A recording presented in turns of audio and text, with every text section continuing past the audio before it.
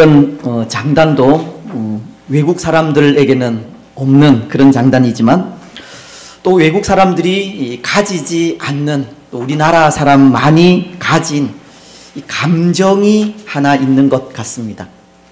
그것은 정이라는 것인데요. 우리는 흔히 이 정에 약하다는 말을 하지 않습니까? 또 그놈의 정이 무엇인지 라는 말을 하기도 합니다.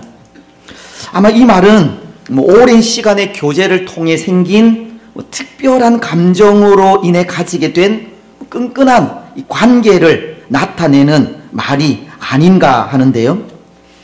그래서 오늘 우리 가운데에도 이 정이라는 것 때문에 울고 웃어 보신 분들이 많이 있으리라 생각합니다. 특히 이 정이라는 것은 그런 겁니다. 때로 사람들에게 받은 은혜가 있다면 그 은혜를 반드시 갚고야 마는 것이 정이 가진 특징입니다.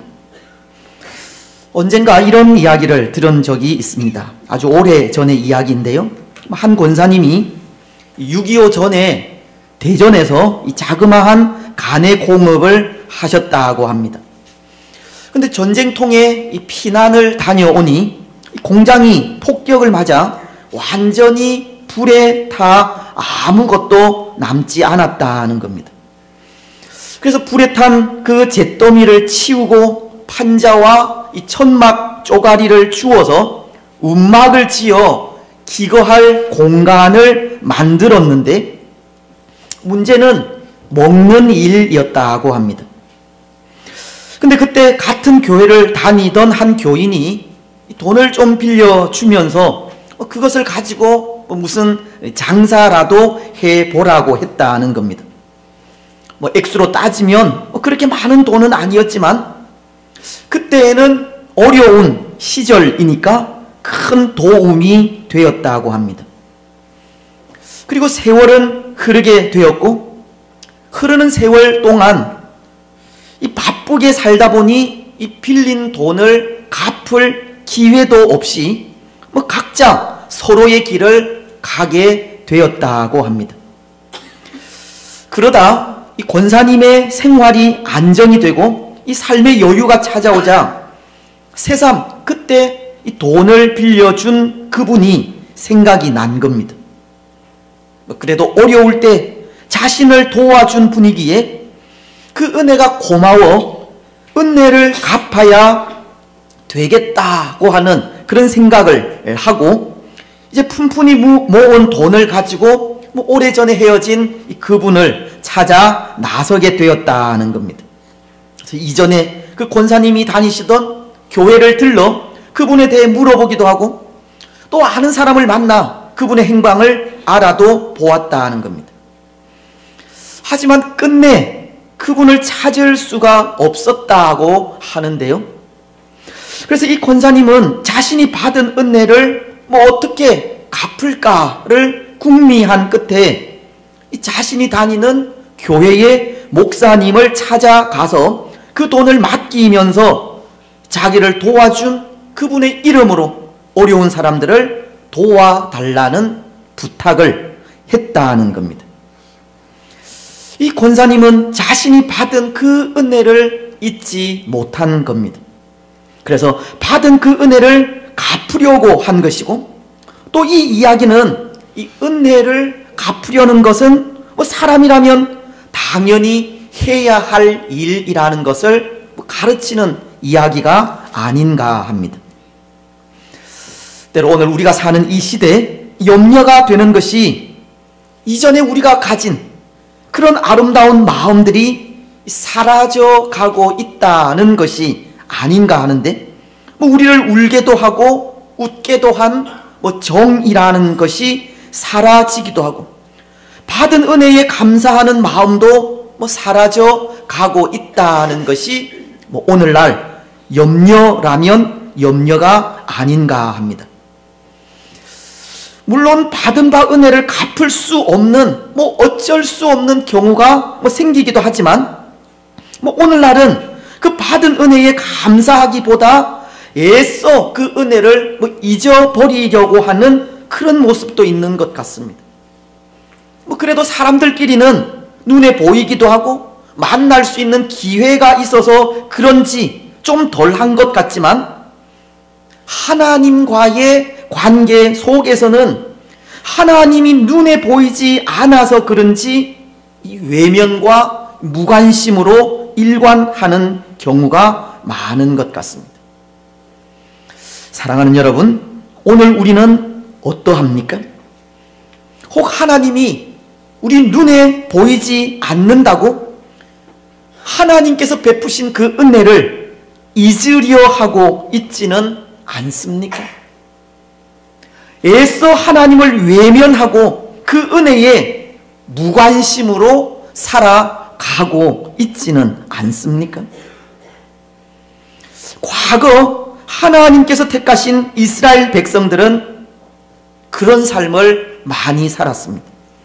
그들은 받은 은혜를 너무나도 잘 잊어버렸고, 그 은혜에 이 마음이 없는 이 물질만을 들고 나아가기도 했습니다. 그래서 하나님은 그런 이스라엘에게 그들을 위하여 제정해 주신 것이 있는데요, 바로 감사절입니다. 하나님은 하나님의 은혜를 잘 잊어버리고 이 감사의 마음을 들고 서지 않는 이스라엘을 위해 감사절을 지키라고 하신 겁니다. 신명기 16장은 12절을 통해 이렇게 말씀하시지 않습니까? 너는 애굽에서 종되었던 것을 기억하고 이 규례를 지켜 행할지니라. 하나님은 이스라엘에게 애굽의 종이었던 그때를 기억하여 감사절을 지키라고 하신 겁니다. 받은 바 은혜를 너무나도 잘 잊어버리는 이 부패한 이스라엘에게 구원의 은혜를 되새겨 감사하게 하신 겁니다. 구원의 은혜를 되새기는 훈련을 통해 감사의 삶을 살게 하신 겁니다.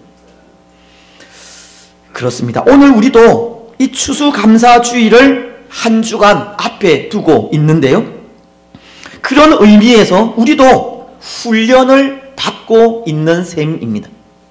우리가 받은 구원을 되새기는 훈련을 받고 있다는 겁니다. 그래서 저는 감사주일이 하나님의 은혜에 마냥 감사하는 날만이 아니라 우리가 받은 구원을 되새기는 훈련을 하는 날이라는데 또 하나의 목적이 있다는 생각을 하게 됩니다. 감사주일에 구원의 은혜를 되새기는 그런 훈련을 통해 구원의 감격이 회복되고 우리 신앙이 확립되어 가는 겁니다. 감사주일을 준비하면서 하나님의 은혜를 되새길 때 하나님을 향한 감사의 마음이 자라가는 겁니다. 감사주일에 이 구원의 은혜를 되새기면서 우리가 잃어버린 하나님을 향한 열정, 사람들을 향한 이 마음의 부요함이 다시 회복되어 가는 겁니다. 무엇보다도 그 구원의 은혜를 되새기면서 우리를 향하신 하나님의 사랑이 얼마나 크고 놀라운지를 다시금 깨닫게 되는 겁니다. 우리는 이런 찬양을 하지 않습니까? 다 표현 못해도 라는 그런 찬양인데요, 다 표현 못해도 나 표현하리라, 다 고백 못해도 나 고백하리라, 다 알 수 없어도 나 알아가리라, 다 닮지 못해도 나 닮아가리라. 그 사랑 얼마나 아름다운지, 그 사랑 얼마나 날 부욕해 하는지, 그 사랑 얼마나 크고 놀라운지를, 그 사랑 얼마나 나를 감격하게 하는지. 감사주의를 준비하면서 우리가 받은 구원의 은혜를 되새길 때 그 은혜와 사랑이 얼마나 아름다운지, 얼마나 크고 얼마나 놀라운지를 다시금 발견하게 된다는 겁니다. 그리고 그 은혜와 사랑에 감격하게 되는 이 회복이 일어나는 겁니다. 사랑하는 여러분, 이번 한 주간 우리는 감사주의를 준비하면서 우리에게 베푸신 하나님의 은혜와 사랑을 깊이 묵상하며 나아가시기를 바랍니다. 감사주의를 준비하면서 이 구원의 은혜를 애써 기억하시기를 바랍니다. 그래서 그 훈련을 통해 잃어버린 구원의 감격을 다시금 회복하시기 바랍니다. 오늘 말씀이 가르치는 것도 그것입니다. 구원의 감격을 회복하여 하나님께 감사함으로 나아가라는 겁니다. 오늘 12절은 이렇게 말씀을 하시는데요. 내게 주신 모든 은혜를 내가 여호와께 무엇으로 보답할까? 시편 기자는 그가 받은 은혜를 되새기면서 그 은혜에 감격하여 은혜의 하나님께 어떻게 감사해야 할 것인지를 묻고 있는 겁니다. 그래서 이 물음을 통해 오늘 우리도 우리가 받은 은혜를 되새기면서 무엇을 어떻게 감사해야 할 것인지를 생각해 보려고 합니다. 먼저 13절은 이런 고백을 하고 있는데요. 내가 구원의 잔을 들고 여호와의 이름을 부르며. 아마도 이 말씀은 감사하며 나아가는 자들이 무엇을 어떻게 감사해야 할 것인지를 가르쳐 주는 말씀이 아닌가 생각합니다. 특히 구원의 잔을 들고라고 하는 이 말은 무엇을 감사해야 할 것인지를 가르치는 말씀인데요. 여러분, 오늘 우리가 하나님께 감사할 일이 있다면 무엇을 감사해야 하겠습니까? 우리는 어떤 것을 가장 먼저 감사하며 나아가야 하겠습니까? 그것은 두말할 필요 없이 우리가 받은 구원입니다. 우리가 받은 은혜 중에 가장 큰 은혜는 죄에서 건져 구원받은 일이고, 그것이 우리가 드릴 감사의 가장 큰 이유입니다. 우리가 읽지는 않았지만 이 앞선 구절 116편 7절과 8절을 보면 이런 말씀을 하십니다. 내 영혼아 내 평안함으로 돌아갈지어다. 여호와께서 너를 후대하심이로다. 주께서 내 영혼을 사망에서, 내 눈을 눈물에서, 내 발을 넘어짐에서 건지셨나이다. 시편 기자는 주께서 내 영혼을 사망에서 생명으로 건져주셨다고, 자신이 받은 은혜가 구원의 은혜임을 전하고 있는 겁니다. 그 구원의 은혜가 가장 크고 선행되어야 할 감사의 이유라는 것을 가르치는 겁니다. 그래서 그는 내가 구원의 잔을 들고 라고 한 겁니다. 그런데 여러분, 특이한 것은 여기 사용된 이 구원이라고 하는 단어가 단수형으로 기록이 된 것이 아니라 복수형으로 기록이 되었다는 점입니다. 이것은 무엇을 이야기하느냐 하면 그 구원의 은혜가 그저 그런 은혜, 이 단순한 은혜라는 것을 말하는 것이 아니라는 겁니다. 구원의 은혜가 값어치 없는 은혜가 아니라는 겁니다. 이 구원의 은혜는 이 복합적인 은혜로 넘치는 은혜요, 말로 다 할 수 없는 풍성한 은혜임을 가르치는 겁니다. 여러분, 왜 구원의 은혜가 이 단순한 은혜가 아니겠습니까? 왜 구원의 은혜는 넘치는 은혜요, 말로 다 할 수 없는 이 풍성한 은혜이겠습니까? 이 구원이라고 하는 것은 단순히 우리의 죄를 사하시는 것만 말하는 것이 아니기 때문입니다. 구원이라고 하는 것은 죄의 용서와 함께 오늘 우리가 살아가는 삶의 인도와 장차 우리가 가게 될 천국에서의 영원한 안식까지도 포함하고 있는 것이기 때문입니다. 구원은 죄의 사유와 함께 현세와 내세에 누릴 영원한 영광까지 포함된 이 광범위한 의미의 단어라는 겁니다. 그래서 구원에 대해서 말씀은 먼저 이렇게 전하고 있는데요, 요한 1서 1장 9절은 이렇게 말씀을 하십니다. 만일 우리가 우리 죄를 자백하면 그는 미쁘시고 의로우사 우리 죄를 사하시며 우리를 모든 불의에서 깨끗하게 하실 것이요.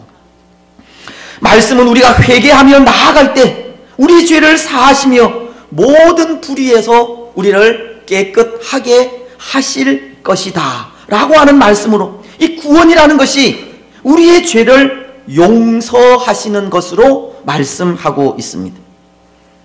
우리가 예수님을 믿고 우리의 죄를 회개하면 하나님은 그 죄를 용서하시고 깨끗하게 하시며 기억조차 하지 않는다는 겁니다.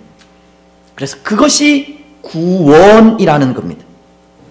하지만 또 하나, 구원이라고 하는 것은 우리가 살아가는 이 땅의 삶을 지키시고 인도하시며 보호하신다는 의미도 들어가 있는 겁니다.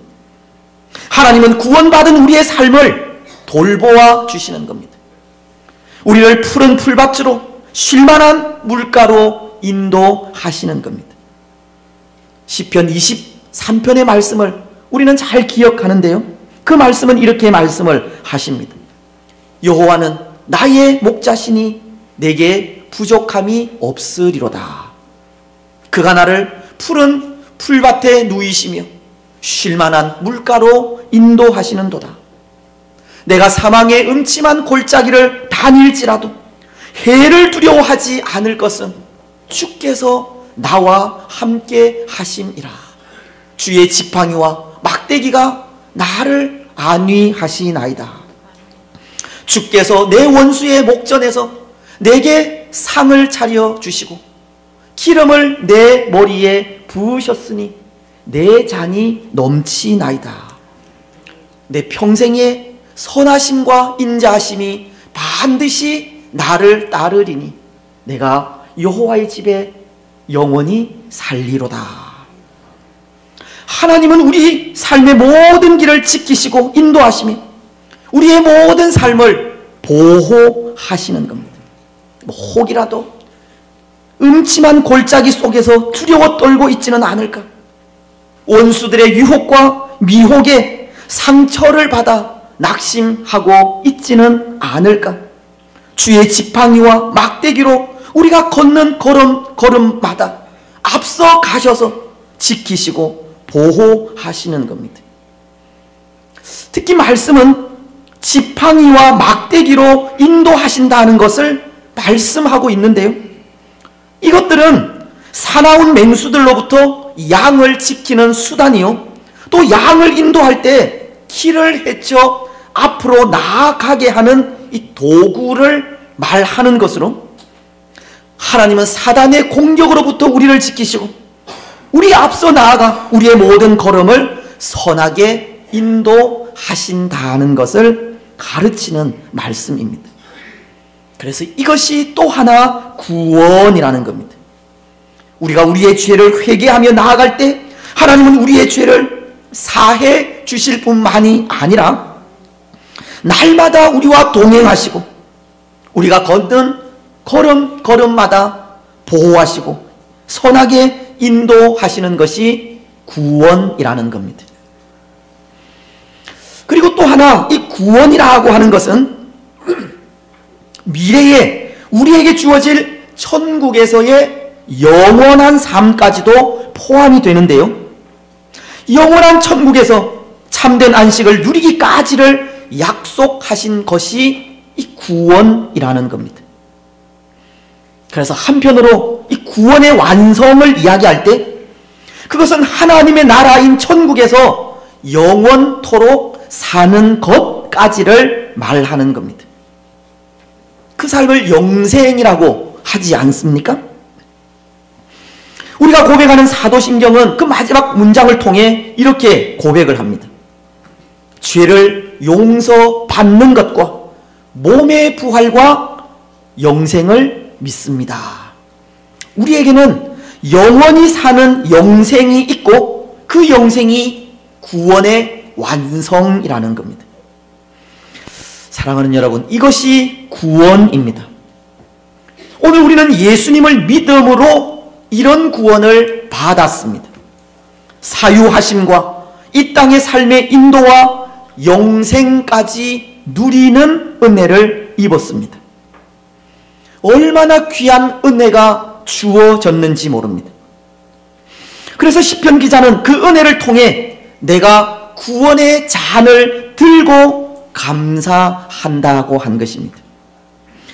사랑하는 여러분, 오늘 우리가 받은 은혜는 구원의 은혜입니다.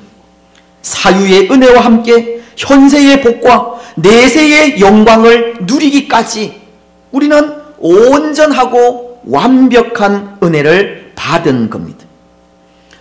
오늘 우리는 그 은혜를 기억하며 감사하시기를 바랍니다. 구원의 은혜를 감사하시고 그 은혜가 주는 감격을 통해 더욱 풍성한 감사로 나아가시기를 바랍니다. 이제 또 하나, 그렇다면 오늘 우리는 우리가 받은 구원의 은혜를 어떻게 감사할까 하는 것입니다.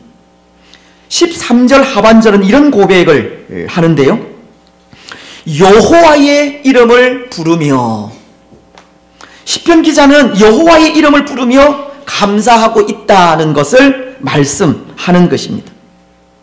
근데 여기 여호와의 이름을 부른다고 하는 이 말은 두 가지의 의미가 있습니다. 그 하나는 그럼에도 변함없이 하나님을 의지하겠다고 하는 의미입니다. 또 하나는 그럼에도 불구하고 감사하겠다는 의미입니다.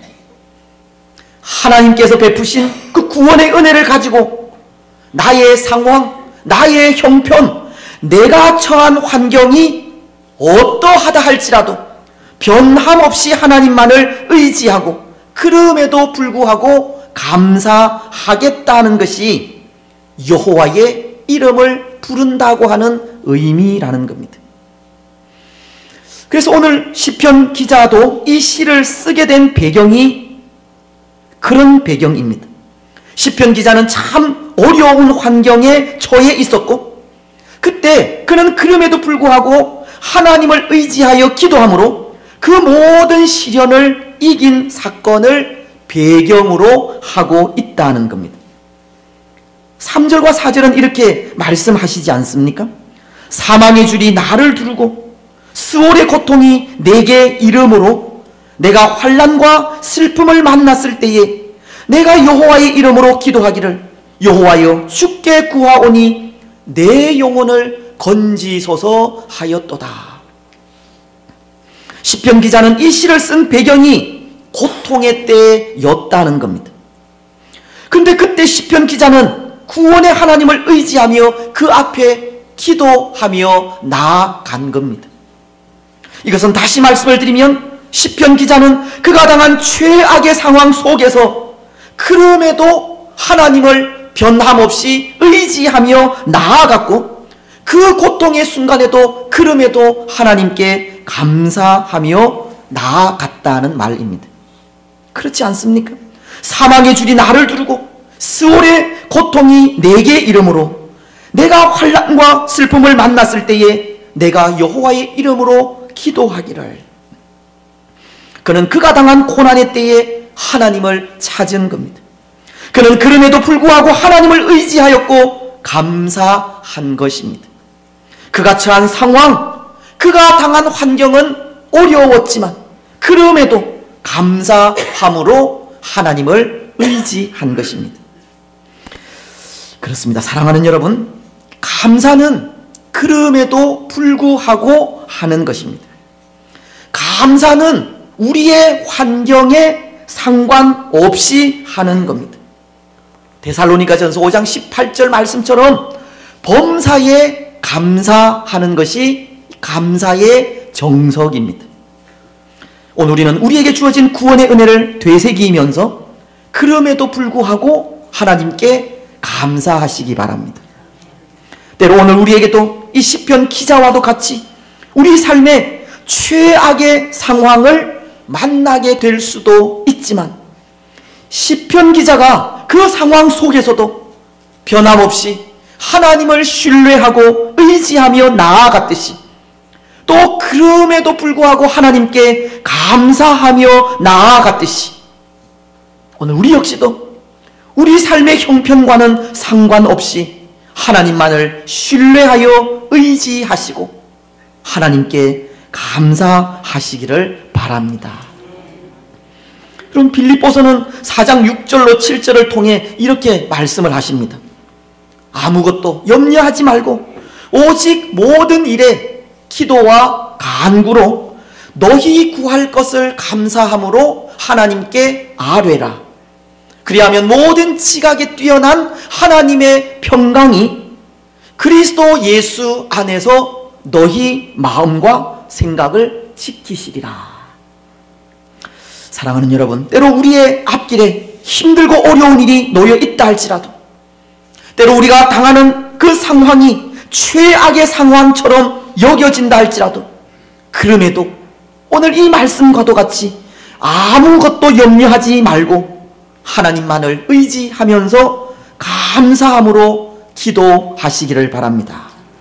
모든 지각에 뛰어난 하나님의 평강이 그리스도 예수 안에서 우리의 마음과 생각을 지키실 것을 확신하면서 그럼에도 여호와의 이름을 부르며 나아가시기를 바랍니다. 그것이 하나님께 감사하며 나아가는 한 방법이기 때문입니다. 이제 또 하나 우리가 받은 구원의 은혜를 우리는 이렇게 감사하며 나아가야 합니다. 14절이 말씀하고 있는데요, 우리 14절 말씀을 같이 읽겠습니다. 시작. 여호와의 모든 백성 앞에서 나는 나의 소원을 여호와께 갚으리로다. 시편 기자는 나는 나의 소원을 여호와께 갚겠다는 고백으로 나아갑니다. 18절 말씀도 동일하게 기록을 합니다. 여기 소원을 갚겠다 하는 것은 이 받은 은혜를 감사라는 행동으로 옮기겠다는 말입니다. 특히 시편 기자는 모든 백성 앞에서 나의 소원을 갚겠다는 고백을 하고 있지 않습니까? 이것은 모든 백성 앞에서 공개적으로 하나님께 감사를 표하겠다고 하는 말입니다. 아마도 이 시인은 그가 고통 중에 있을 때 하나님께 소원하며 기도한 것이 있으리라 생각이 됩니다. 때로 하나님은 하나님께 어떤 약속을 드리며 기도하는 것을 받으시기도 하듯이 오늘 이 시인도 그가 당한 고통의 때에 자신을 도와달라고 기도하면서 그렇게 하나님께 약속한 것이 있다는 겁니다. 그런데 그가 그렇게 소원하면서 드린 기도가 응답이 된 것입니다. 오늘 6절은 이렇게 말씀을 하시는데요, 여호와께서는 순진한 자를 지키시나니 내가 어려울 때에 나를 구원하셨도다. 또 8절 말씀도 마찬가지입니다. 주께서 내 영혼을 사망에서 내 눈을 눈물에서 내 발을 넘어짐에서 건지셨도다. 시인이 소원하며 드린 기도가 응답이 된 것입니다.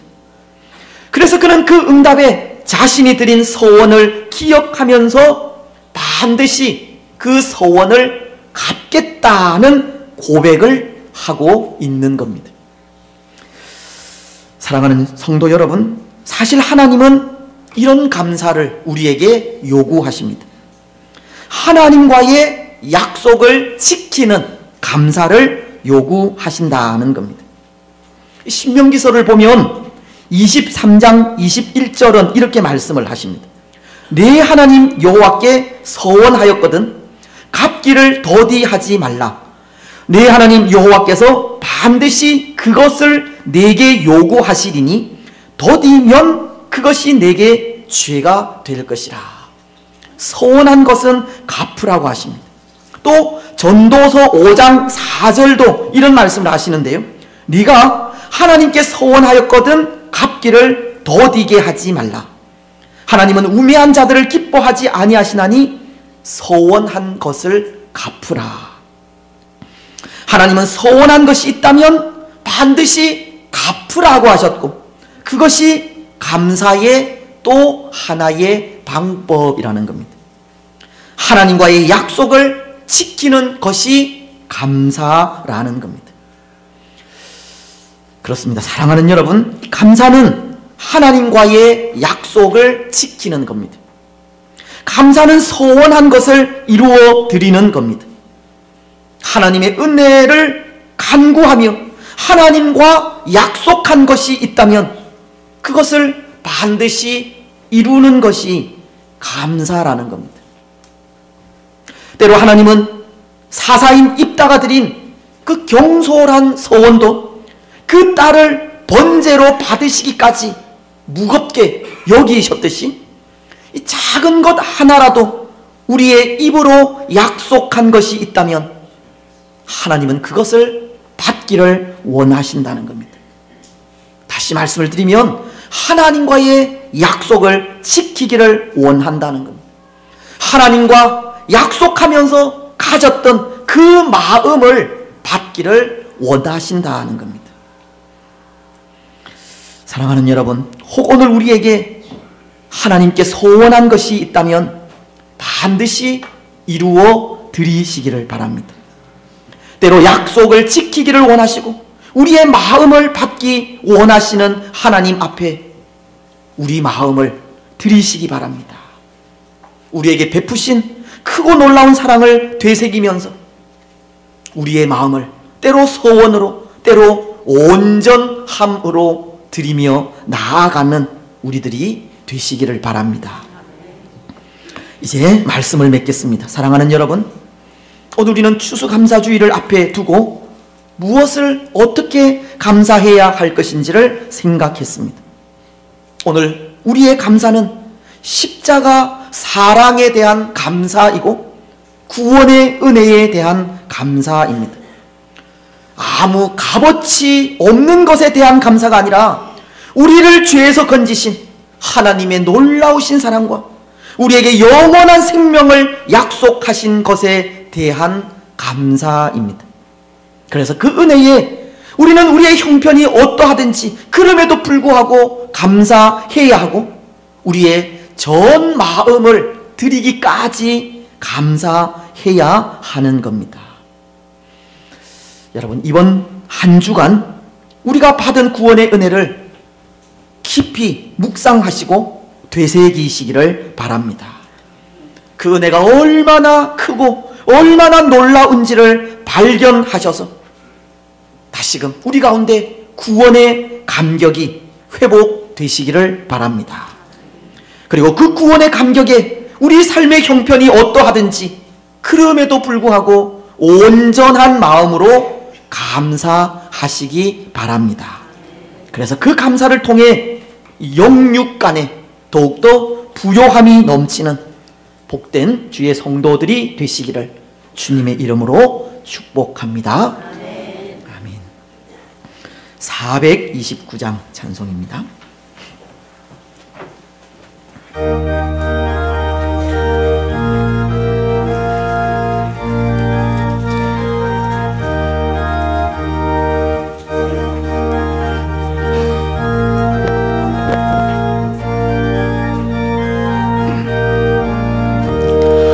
세상 모든 풍파를 흔들어 약한 마음 나심하게 갈 때에 내려주신 주의 복을 세워라.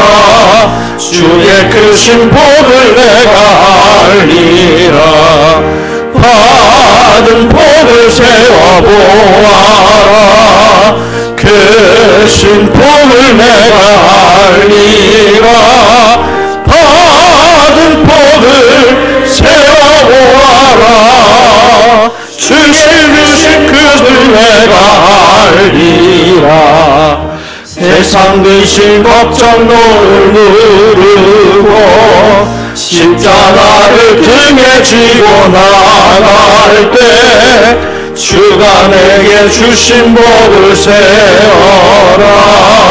두려움없이 항상 찬송하리라. 받은 복을 세워보아라. 크신 복을 내가 알리라. 받은 복을 세워보아라.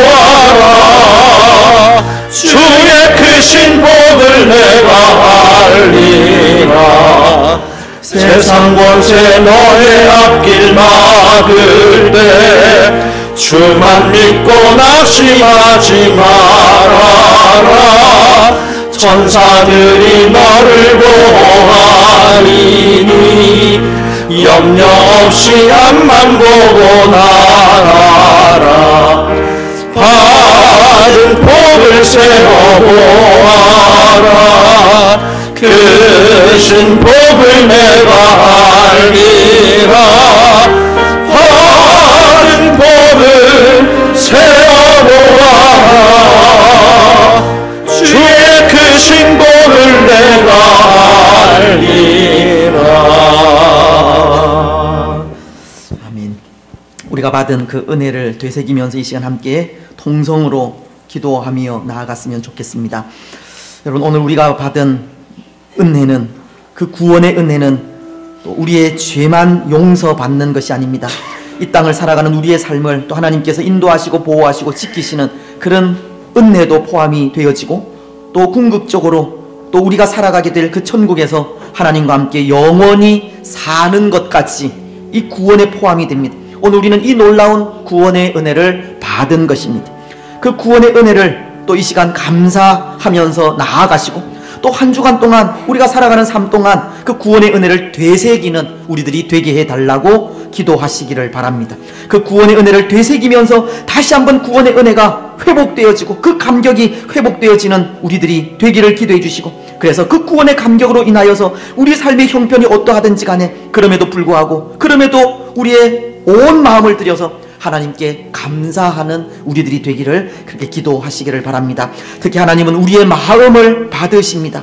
또 우리의 마음을 잘 준비하여 또 하나님 앞에 드리는 우리들이 될 수 있도록 그렇게 기도하시기를 바랍니다.